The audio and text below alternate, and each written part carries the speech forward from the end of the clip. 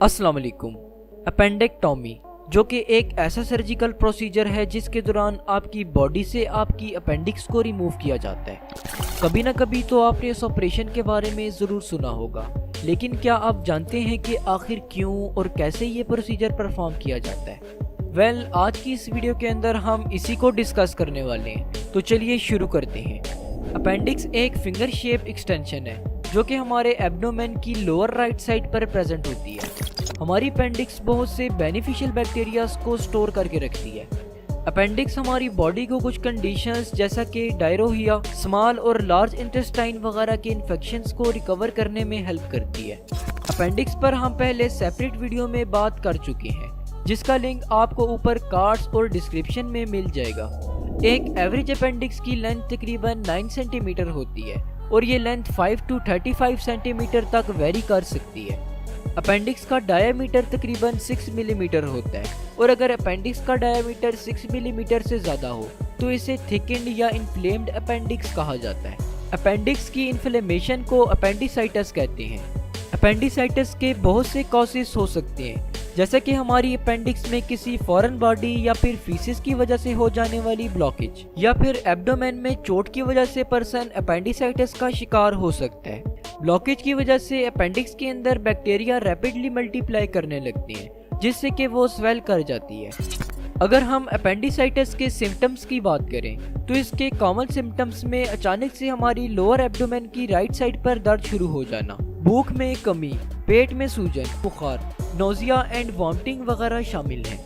Appendicitis हमारी body में बहुत सीरियस कॉम्प्लिकेशंस कॉज कर सकती है, जैसा कि अपेंडिक्स का फट जाना, जो कि एक लाइफ थ्रेटनिंग कंडीशन है, जिससे कि अपेंडिक्स के फटने की वजह से एब्डोमेन में बैक्टीरिया और बहुत से हार्मफुल सब्सटेंसेस फैल जाते हैं। इसीलिए अगर कोई पर्सन अपेंडिसाइटिस का शिकार हो तो इसका फौरी ट्रीटमेंट किया जाता है।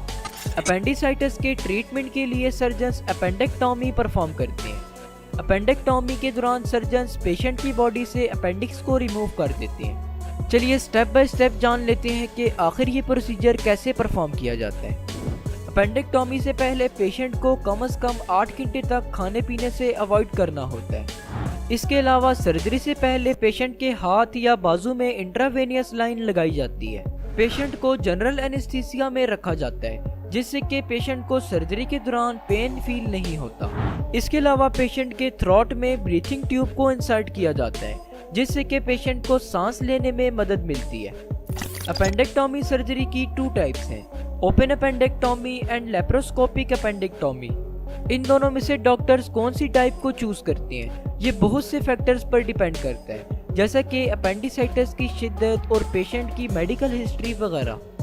चलिए पहले ओपन अपेंडेक्टॉमी को डिस्कस कर लेते हैं। ओपन अपेंडेक्टॉमी के दौरान सर्जन्स एब्डोमेन की लोअर राइट साइड पर एक इंसिजन लगाते हैं और फिर एब्डोमिनल मसल्स को सेपरेट करके एब्डोमिनल एरिया को ओपन किया जाता है। इसके बाद सर्जन्स पेशेंट की बॉडी से अपेंडिक्स को रिमूव करते हैं। अगर पेशेंट के एब्डोमेन में अपेंडिक्स फट गई हो तो फिर सर्जन्स एब्डोमेन को साल्ट वाटर से वॉश करते हैं और फिर सर्जन स्टिचेस की मदद से इंसिजन साइट को क्लोज कर देते हैं।